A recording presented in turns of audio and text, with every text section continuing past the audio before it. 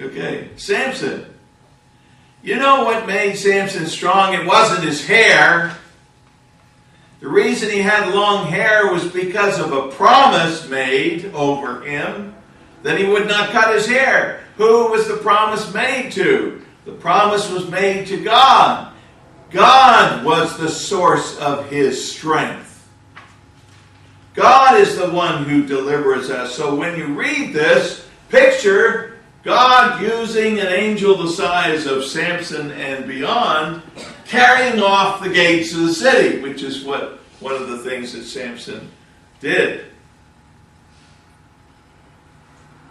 You and I are liberated. But we have taken our liberty for granted. We live in a country of freedom unprecedented in the history of man.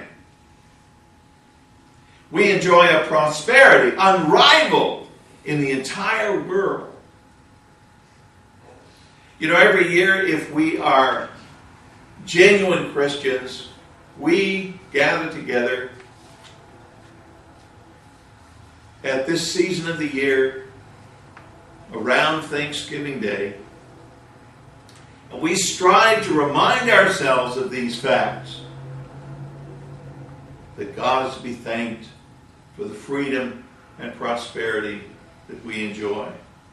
But you know, even when we succeed to a degree in cultivating that thankfulness compared to our forefathers, our Puritan, our Pilgrim forefathers, we are pale and passionless and half-hearted in our thanks. Which leads me to wonder, what must God do to us and to our culture? What deprivation, what destruction must God put us through before we will cultivate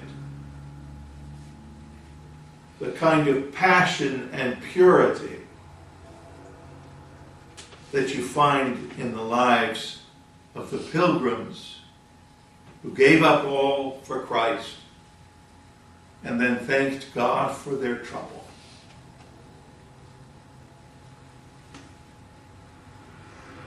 What will we have to be put through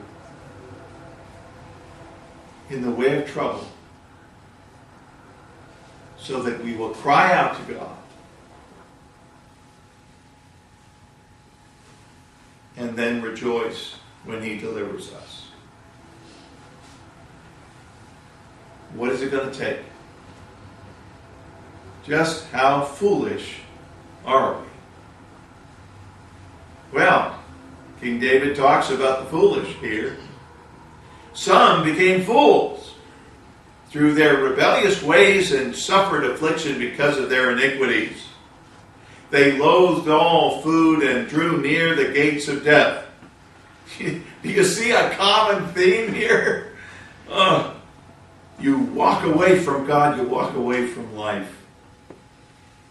Then they cried to the Lord. Drew near. They loathed all food and drew near the gates of death. Then they cried to the Lord in their trouble, and He saved them from their distress. He sent forth His word and healed them. He rescued them from the grave. Let them give thanks to the Lord for His unfailing love, and let them sacrifice thank offerings and tell of His works with songs of joy. Do you think it's possible that God has orchestrated the present downturn economically, the present unemployment, the present trouble precisely to make us people who go off our feedback and suffer and draw near the gates of death in order that we might cry out to the Lord in our trouble? You know, we live in a day in which, if you look at the news, media, and entertainment industry, they have a common message in the background of everything they say. And it is that there is no God, ultimately, that there is no standard of living by which someone else can judge you,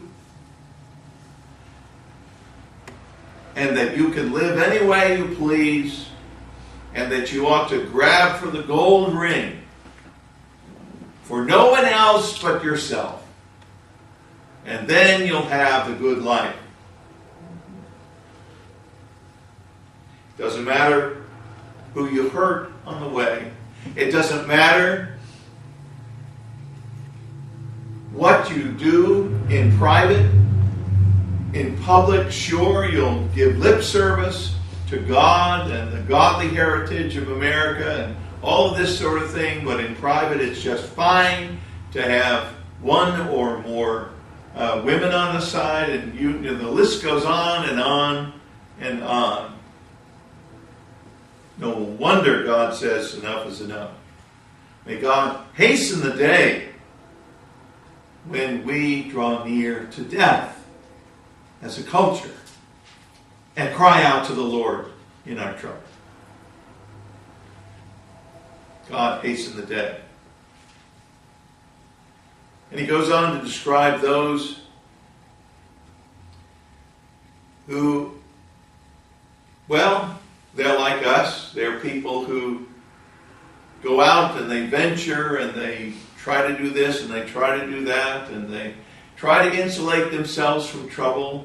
And it goes on to, I won't have time to read this, but the merchants who go into ships, and they have a great idea in mind. They've got wonderful plans. They'll tell you what they're going to do this year and next year and the year after, and how they're going to expand their business and how they're going to bring gold from afar and all this manner of thing that they're going to do. And put that in modern terms, they're going to have resources.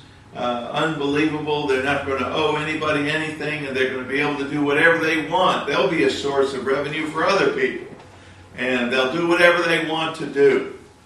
And what a wonderful thing it is. But as they go to sea, as we go out into the world as it really is, we discover that God is in control of the weather, and God will see to it that a storm comes up on the sea. And the description here of what people who think they're in control are like when they actually have to live under conditions of that kind of horrible up and down of the waves. Let me see if I can find that line so great. They mounted up to the heavens and they went down to the depths. In their peril, their courage melted away. I don't think just their courage melted away. I think probably whatever vestiges of stuff they still had in their stomachs melted away. They reeled and staggered like drunken men. They were at their wits' end. Well, praise the Lord! That's where we need to be. At our wits' end. Because then you cry out to the Lord in your trouble, and he delivers you from your distresses, and you know whom to thank.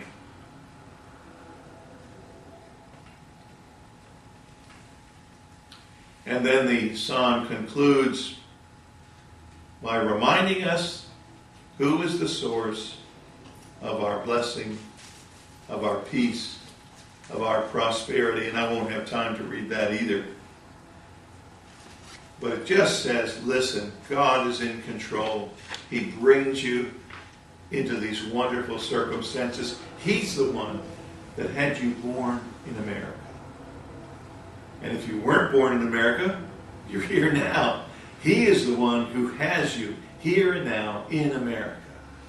He's the one who provides the peace that you enjoy.